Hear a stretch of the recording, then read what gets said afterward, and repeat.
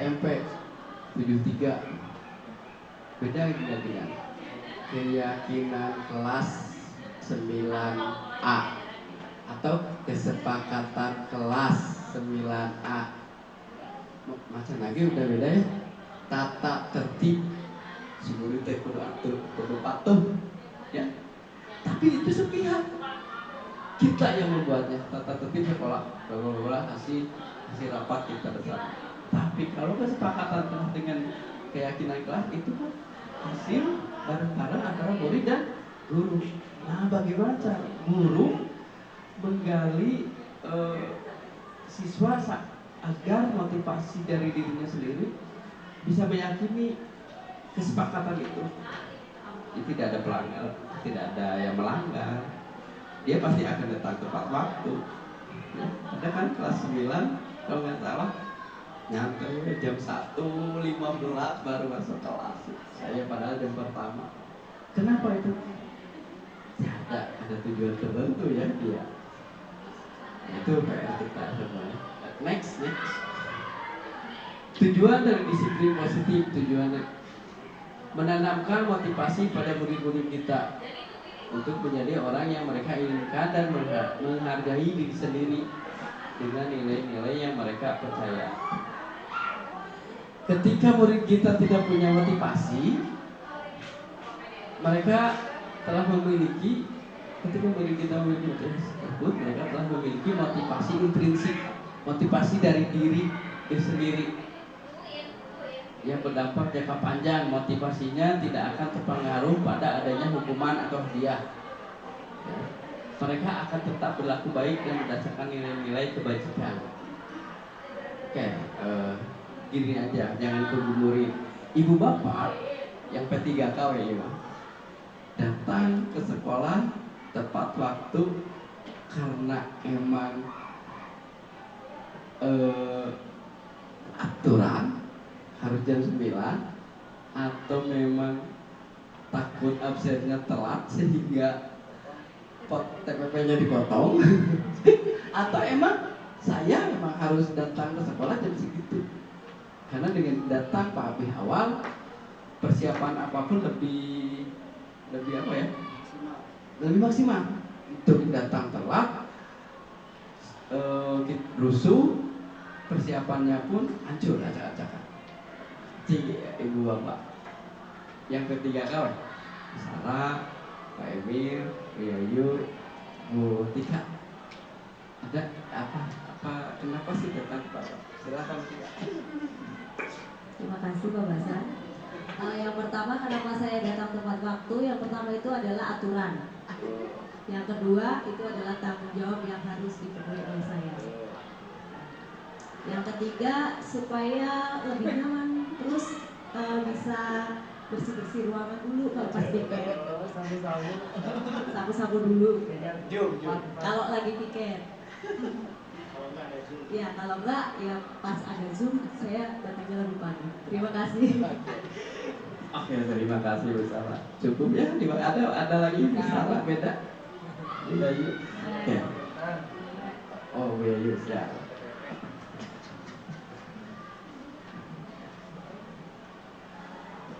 Tujuan dari datang ke sekolah tepat waktu atau lebih pagi nih? Ya, tepat waktu aja. Tepat waktu. Yang pasti memang kalau kami sekarang sudah memiliki komitmen dan sudah menjadi tanggung jawab yang sangat besar untuk komitmen tersebut, karena memang itu kita sudah disumpah. Betul? Kita sudah disumpah. Secara tidak langsung berarti kita itu harus melaksanakan dan tidak boleh melanggar. Yang pertama itu. Yang kedua itu adalah pembiasaan. Sudah terbiasa. Jadi itu karena sudah rutinitas setiap pagi, otomatis kita itu udah punya alarm sendiri. Jadi mau bangun misalnya kesiangan atau misalnya telat beberapa menit, tapi karena memang sudah menjadi alarm sendiri, itu tuh akan pok berjalan tepat waktu ke sekolah.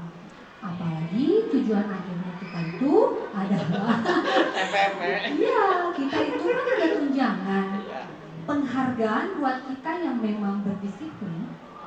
itu adalah ada tunjangan yang full. Kalau memang kita terlambat, sering terlambat atau apa, ya udah itu rewardnya akan berkurang, ya kan? Seperti itu. Tapi bukan TPP sih sebenarnya tujuan kita itu, karena memang kita sudah disumpah. Sumpah jabatan ya. Nah itu mungkin bonus, betul Pak Jajang. Iya, betul sekali. Tapi itu akan dirasakan oleh teman-teman yang memang belum P3K dan mudah-mudahan segera kan untuk P3K. Itu akan berbeda. Dari tadinya kita ada posisi di zona nyaman, santai aja gitu kan. Itu akan berubah. Akan berubah 180 derajat. Dan itu akan menjadi kewajiban yang harus dipenuhi kita sebagai ASN. Itu akan kalian rasakan dan nikmatnya itu yang akan dirasakan. Pak Nikasi. Oke, terima kasih Bu Yayu. Terima kasih Bu Yayu. Ya, tapi selain itu saya yakin karena ada sikap saling menghargai, saling menghormati, dan saling mendukung. Nah itu yang mulai dan muncul di dalam. Nah itu yang harus dimunculkan oleh guru kepada siswa, motivasi dari dalam dirinya sendiri agar mereka selalu berperilaku baik. Next. Nah ini kita percepat ya Ibu, ini udah 17 nilai-nilai kebajikan universal ya. Sifat-sifat positif manusia yang merupakan tujuan mulia ingin dicapai setiap individu. Nah, nanti hubungannya dengan kita itu meyakini di Indonesia itu nilai-nilai kebajikannya itu adalah profil pelajar Pancasila ya, beriman, bertakwa kepada Tuhan Yang Maha Esa sampai pada dimensi kreatif. Next, itu nilai-nilai kebajikan. Sudah? Next. Nah, sebagai pendidik tujuan kita adalah menciptakan anak-anak yang memiliki disiplin diri sehingga mereka bisa berperilaku dengan mengacu pada nilai-nilai kebajikan universal atau yang tadi profil pelajar Pancasila dan memiliki motivasi intrinsik. Inti nama eta guru itu terus menggali siswanya agar motivasi intrinsiknya ada gitu ya di tiap diri siswa. Manusia itu William Glasser. Nah, menurut William Glasser pada teori kontrol menyatakan bahwa setiap perbuatan memiliki suatu tujuan. Menurut Dian Gosen mengemukakan bahwa dengan mengaitkan nilai-nilai kebajikan yang diyakininya seseorang, maka motivasi intrinsiknya akan terbangun sehingga menggerakkan motivasi dari dalam untuk dapat mencapai tujuan yang mulia. Next. Nah ini nilai-nilai kebajikannya yang harus ibu bapak diterapkan kepada siswa kita ya. Peduli, ada di dalam peduli, terus terangan, kebersihan, komitmen, ini banyak ya. Ada ya di profil pelajar Pancasila juga. Ini harus dipraktekkan sama ibu bapak juga di kelas. Next. Di next aja lah, saya udah explique. Nah ini teori motivasi hukuman dan penghargaan restitusi. Next. Nah untuk menghindari ketidaknyamanan hukuman, apa yang akan terjadi apabila saya tidak melakukannya? Itu motivasi eksternal ya. Yang kedua, motivasi perilaku manusia itu untuk mendapatkan imbalan. Yang ketiga, untuk menghargai dirinya sendiri. Menurut ibu bapak, dari ketiga ini yang lebih cocok untuk diterapkan ke murid atau di kelas itu yang mana? Nah ini bisa Pak. Saya akan menjadi orang seperti apa bila saya melakukannya. Kalau di motivasi internal itu adalah adanya tujuan disiplin positif ya. Next. Untuk menghindari ketidaknyamanan ini adalah tingkat terendah. Untuk menghindari ketidaknyamanan, banyak siswa kita menghindari ketidaknyamanan itu karena takut dimarahi, karena takut dihukum. Maka mereka memilih menghindari ketidaknyamanannya, perilaku, teori perilaku motivasi ini. Terus yang kedua, anak-anak itu semangat belajar karena atau akan disiplin karena mendapatkan imbalan. Nah, yang ketiga, untuk menjadi orang yang mereka inginkan dan menghargai diri sendiri dengan nilai-nilai yang mereka percaya tadi. Di sini di poin ketiga, mereka melakukan sesuatu itu karena sudah ada nilai-nilai yang mereka yakini, yaitu melalui apa? Melalui wali kelas yang telah membuat kesepakatan kelas dan keyakinan kelas bersama-sama muridnya. Next. Nah, ini menurut Ki Hajar Dewantara, merdeka itu artinya tidak hanya terlepas dari perintah, akan tetapi juga cakap buat memerintah dirinya sendiri. Itu menurut Ki Hajar. Next lagi. Di next aja. Nah, ini dihukum oleh penghargaan. Kalau ibu bapak sering memberikan penghargaan, maka penghargaan yang ibu bapak berikan ke siswa itu akan menurunkan kualitas. Penghargaan mematikan kreativitas. Ya. Jadi kalau ibu bapak sering memberikan penghargaan agar anak-anaknya disiplin, maka penghargaan itu mematikan kreativitas siswa. Yang ketiga, penghargaan mengurangi motivasi intrinsik. Jadi itu kalau kita selalu memberi penghargaan, ya sudah, motivasi dari di dalam diri siswa itu tidak akan tergali. Ya. Next, Bu. Nah, ini next juga. Nah, oke. Kita ada tugas nih. Mencatat tindakan guru, mencatat 100 kali di dalam buku kalimat, di dalam buku. Saya tidak akan terlambat lagi karena terlambat di sekolah. Tulis seperti anak kita yang dilakukan hukuman oleh ada pokoknya. Nah, menurut ibu bapak dari pertanyaan-pertanyaan ini, jawabannya termasuk hukuman atau konsekuensi? Siapa ya yang ke satu siapa? Ada yang mau menjawab? Mencatat 100 kali di dalam buku, saya tidak akan terlambat karena terlambat ke sekolah. Saya tidak akan terlambat lagi karena terlambat ke sekolah. Terus hukuman atau konsekuensi? Terima kasih. Menurut saya itu hukuman, Pak. Ya. Karena kalau misalnya konsekuensi itu mungkin yang berdampak pada siswanya, bukan sesuatu yang diada-adain kayak menulis 100 kali. Kalau misalnya konsekuensi mungkin lebih ke jika terlambat mungkin saya akan ketinggalan pelajaran, lalu tadi kurang persiapan dan sebagainya seperti itu. Oke, terima kasih ya. Saya tidak akan menyalahkan atau membenarkan. Nanti kita lihat. Yang kedua, lari mengelilingi lapangan basket 2 kali karena terlambat pagi di sekolah. Guru PJOK ini mau menjawab. Itu hukuman atau konsekuensi?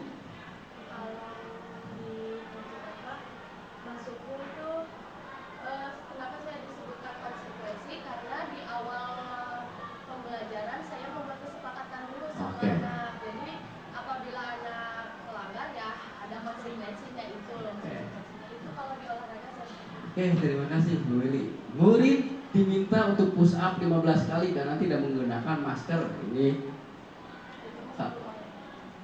lewat aja ya, untuk waktu Covid boleh. Menggantikan kertas tugas teman yang telah dicoret-coret. Ada ya, apa itu hukuman atau konsekuensi? Konsekuensi. Membersihkan tumpahan air di meja tulis karena tersenggol pada saat belajar.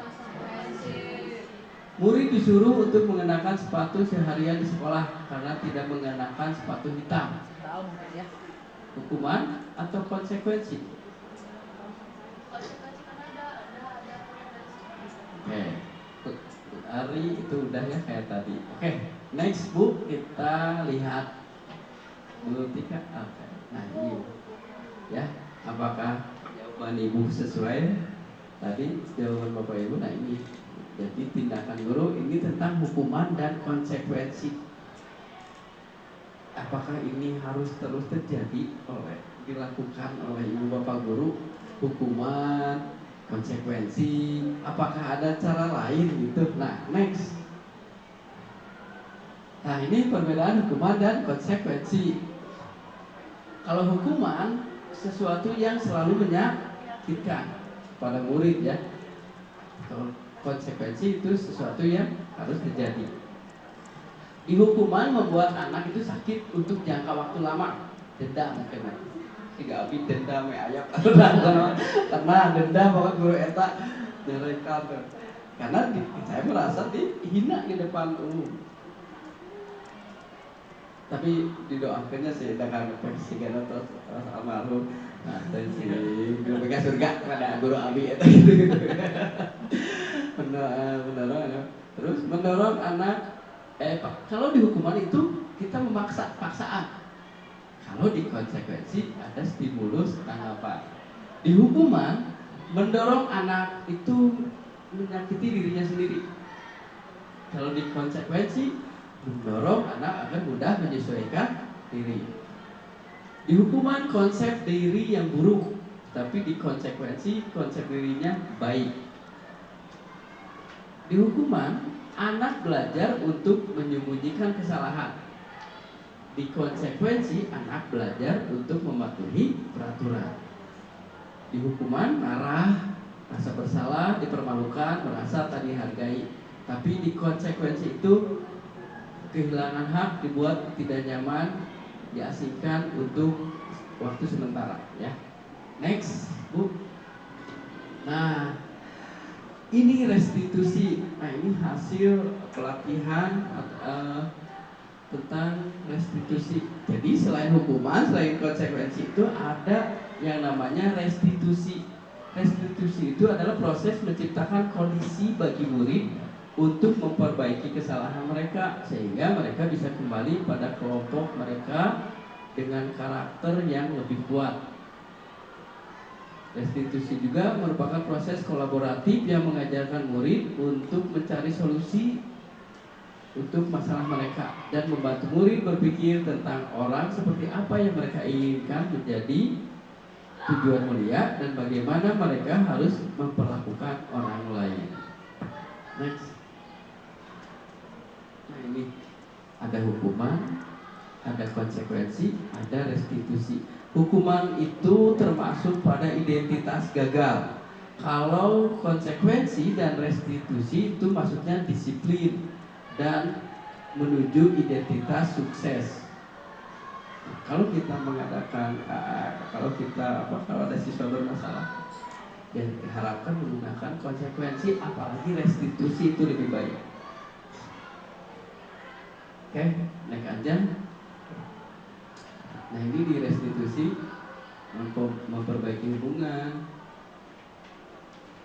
belajar dari kesalahan, bukan tawaran. Di restitusi itu tawaran, bukan paksaan. Terus menuntun untuk melihat ke dalam diri dan sebagainya ya. Ibu bapak nanti bisa baca. Next. Oke, keyakinan kelas. Mengapa tidak peraturan saja? Mengapa harus keyakinan kelas? Untuk mendukung motivasi intrinsik, kembali ke nilai-nilai keyakinan, lebih menggerak. Kalau dengan keyakinan itu lebih menggerakkan seseorang dibandingkan dengan mengikuti peraturan ya.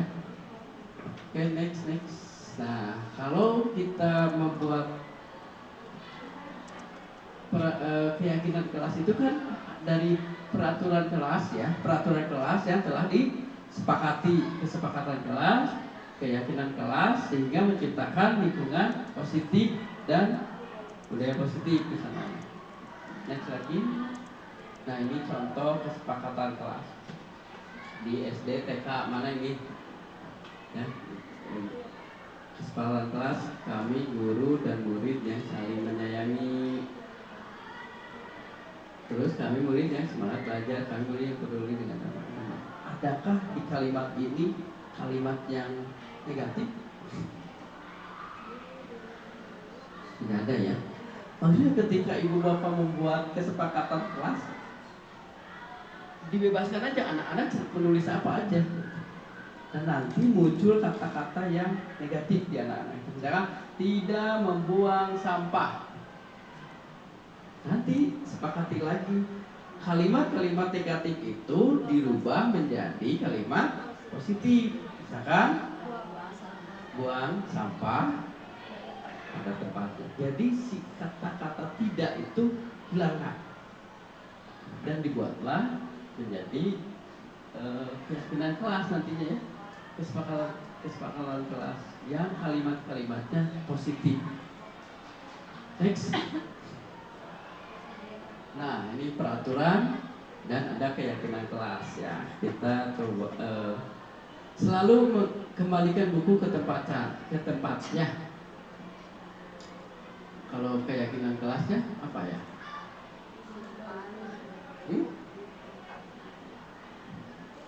Dilarang mengganggu orang lain. Kalau keyakinan kelas, di keyakinan kelas kan dilarang itu negatif ya. Dilarang. Ya, bisa. Hadir di sekolah 15 menit sebelum pembelajaran dimulai. Datang lebih awal kalau di keyakinan kelas. Dilarang melakukan kekerasan. Keyakinannya? Oke, next. Coba, ini ibu-ibunya udah pada pinter-pinter. Next. Nah, ini selalu kembalikan buku ke tempatnya. Berarti keyakinan kelasnya apa? Tanggung jawab, terus menghormati orang lain, berkomitmen, keselamatan, kesehatan. Nah, ini kalimat kata-kata ini yang digunakan pada kesepakatan kelas. Next. Nah, ini di next aja. Ibu udah setengah jam berapa? Lanjut aja dulu. Sampai 2 jam juga. Kebutuhan dasar manusia.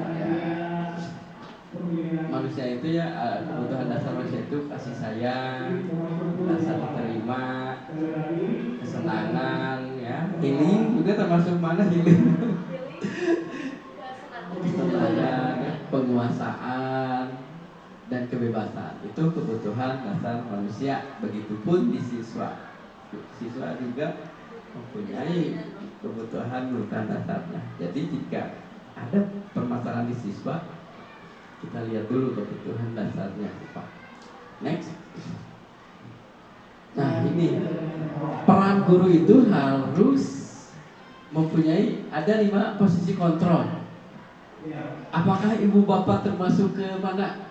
Yang merah nih, penghukum atau pembuat orang itu merasa bersalah, atau ibu bapak berperan sebagai teman, atau ibu bapak sebagai pemantau, atau terakhir ibu bapak sebagai manajer di kelasnya.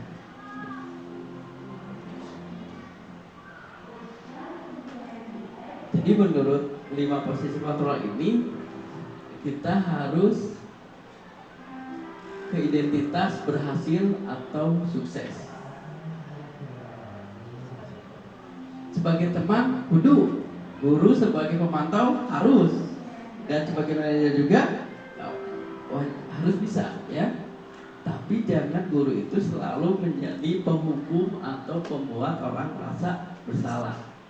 Nantinya menjadi identitas gagal. Siswanya akan selalu membuat onar dan selalu kita gagal menuntun murid kita. Begitu ya intinya. Ibu bapak itu pada 5 posisi kontrol ini harus bisa menjadi teman, pemantau, dan manajer. Itu kata-katanya ada di situ ya, manajer itu. Di next Bu Tika. Pernyataan siapa yang mengatakan? Nah, ini yang tadi manajer, penghukum, apalagi tadi? Teman, pemantau, manajer. Ada satu lagi Bu Tika, saya lupa. Ya sebelumnya membuat orang merasa bersalah. Next. Saya kecewa sekali dengan kamu. Ini siapa yang bilang? Guru yang berposisinya berperan apa? Kata-katanya begini. Oke. Kamu tidak pernah benar melakukannya. Peran apa gurunya sebagai apa itu? Ayolah, lakukan demi ibu, demi bapak, kamu teh, dia diulas-ulas si bedak aja.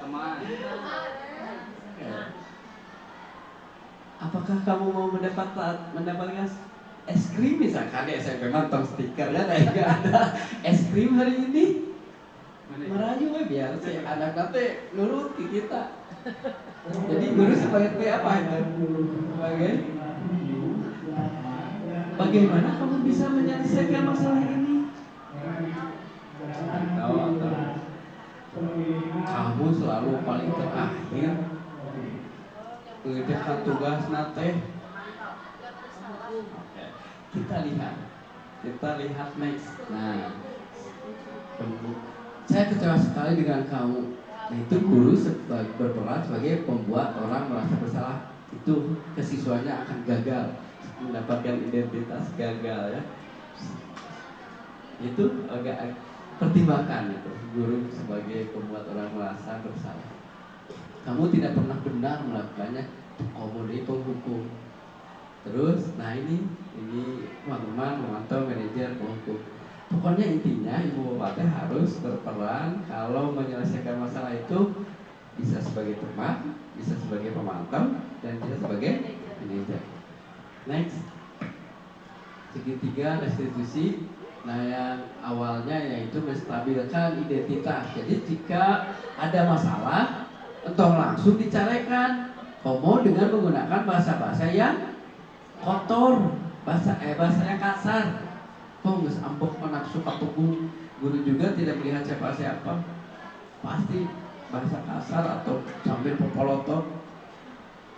Itu akan menyakiti murid kita. Jadi stabilkan dulu, stabilkan identitas. Dengan misalkan kalimat setiap orang pasti pernah melakukan kesalahan. Kamu bukan satu-satunya yang pernah melakukan ini. Semangatan juga. Walaupun sudah itu bersalah gitu. Distabilkan biar nanti curhat langsung keluar. Adakah terus yang kedua validasi kebutuhan. Adakah cara yang lebih baik, lebih efektif untuk mendapatkan apa yang kamu butuhkan? Atau misalkan kalimat kamu tentu punya alasan mengapa melakukan itu ya. Yang terakhir baru menanyakan keyakinan. Nilai-nilai apa sih yang telah kita sepakati? Kamu ingin menjadi orang seperti apa? Nah itu menyelesaikan masalah dengan cara segitiga restitusi. Jadi jangan menyelesaikan masalah dengan selalu menggunakan hukuman. Kita mencoba gunakanlah segitiga restitusi. Tapi kalau kita praktekkan waktunya tidak cukup. Next lagi. Membantu murid yang udah next. Intinya tadi segitiga restitusi. Next. Nah ini terakhir disiplin positif ya. Ini rangkumannya. Dalam teori kontrol itu Anda tidak bisa mengontrol orang lain. Hanya Anda yang bisa mengontrol diri sendiri. Jadi maknanya mental disiplin belajar kontrol diri dengan menggali potensi kita agar mencapai tujuan yang mulia, yaitu sesuatu menjadi seseorang yang kita inginkan berdasarkan nilai-nilai yang kita hargai. Nah, terus nyambung ke semua perilaku memiliki tujuan, karena menghindari hukuman atau pengen mendapatkan imbalan atau memang untuk menghargai diri sendiri ya. Terus 5 posisi kontrol. Bapak Ibu guru harus menjadi bisa berperan sebagai teman, pemantau atau manajer.